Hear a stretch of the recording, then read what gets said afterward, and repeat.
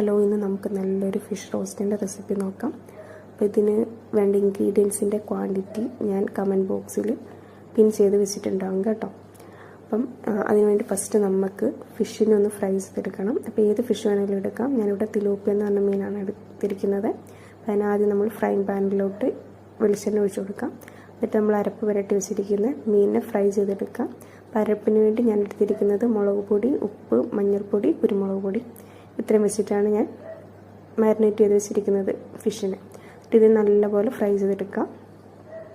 നല്ല മുരിഞ്ഞിരിക്കണം കേട്ടോ. അതിനുശേഷം നമുക്ക് ഈ എണ്ണ ഇതെടുത്ത് നമുക്ക് വേറൊരു പ്ലേറ്റിലോട്ട് മാറ്റാം.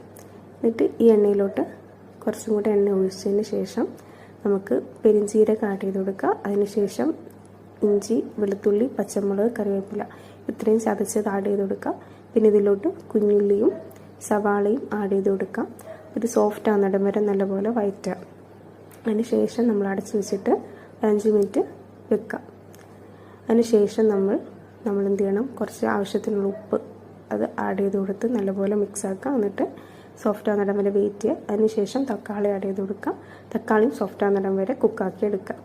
ഇതിലോട്ട് നമ്മളിനി മസാല പേസ്റ്റ് ആഡ് ചെയ്യണം. അപ്പോൾ മസാലയായിട്ട് നമ്മൾ എടുത്തിരിക്കുന്നത് മുളക് പൊടി, കുരുമുളക് പൊടി, മഞ്ഞൾപ്പൊടി, മല്ലിപ്പൊടി, അതേപോലെ തന്നെ ഗരം മസാല ഇത്രയാണ് ആഡ് ചെയ്തിരിക്കുന്നത്. അതിലോട്ട് പുളി ഒരു ചെറിയ കഷ്ണം കുടംപുളി കൂടെ ആഡ് ചെയ്ത് നല്ലപോലെ മിക്സാക്കി അത് റോസ്റ്റ് ആകുന്നിടം വരെ വെയിറ്റ് ചെയ്യുക. എന്നിട്ട് നമ്മൾ തേങ്ങാപ്പാൽ ആഡ് ചെയ്യുക.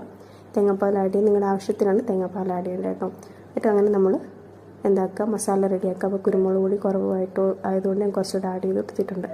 ഇനി ഞാനിത് ഒരു ലെയർ ആക്കാൻ പോവാണ്. നമ്മൾ നേരത്തെ ഫ്രൈ ചെയ്തിരിക്കുന്ന ഫിഷും അതേപോലെ ഇപ്പോൾ പ്രിപ്പയർ ചെയ്തിരിക്കുന്ന മസാലയും കൂടെ ഓരോ ലെയറായിട്ട് നമ്മൾ വേറൊരു പാത്രത്തിലോട്ട് മാറ്റുക. അപ്പോൾ അതിന് മുമ്പായിട്ട് ഞാൻ ഒരു വാഴയില അതിൽ വെച്ചിട്ടുണ്ട്. ഞാൻ മൊത്തത്തിൽ ഇപ്പോൾ സ്റ്റീം ചെയ്യാൻ പോവാണ്. എനിക്ക് വേണമെങ്കിൽ ഓരോ വാഴയിലയിലും ഓരോ മീനും അതേപോലെ തന്നെ മസാലയും അങ്ങനെ വെച്ചിട്ട് വേണമെങ്കിലും ചെയ്യാം. അപ്പോൾ എനിക്ക് ടൈമില്ലാത്തതുകൊണ്ട് ഞാൻ മൊത്തത്തിൽ ഒരുമിച്ച് സ്റ്റീം ചെയ്യാൻ പോവാണ്. അപ്പോൾ ഒരു പാത്രത്തിൽ വാഴയില വെക്കുക. അത് കഴിഞ്ഞിട്ട് ഓരോ മീനും അതേപോലെ മസാലയായിട്ട് ഇങ്ങനെ ലെയറായിട്ട് വെച്ച് കൊടുക്കാം.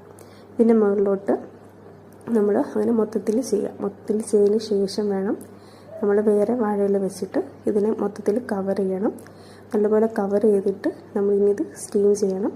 അപ്പോൾ സ്റ്റീമറിൽ എടുത്തിട്ട് പറ്റുന്ന പാത്രം വേണം നമ്മളിതിന് വേണ്ടി എടുക്കാൻ വേണ്ടി. എന്നിട്ട് ഇനി സ്റ്റീം ചെയ്തെടുക്കുക. നല്ല ടേസ്റ്റാണ്. 15 മിനിറ്റ് വേണം സ്റ്റീം ചെയ്യാൻ വേണ്ടി കേട്ടോ.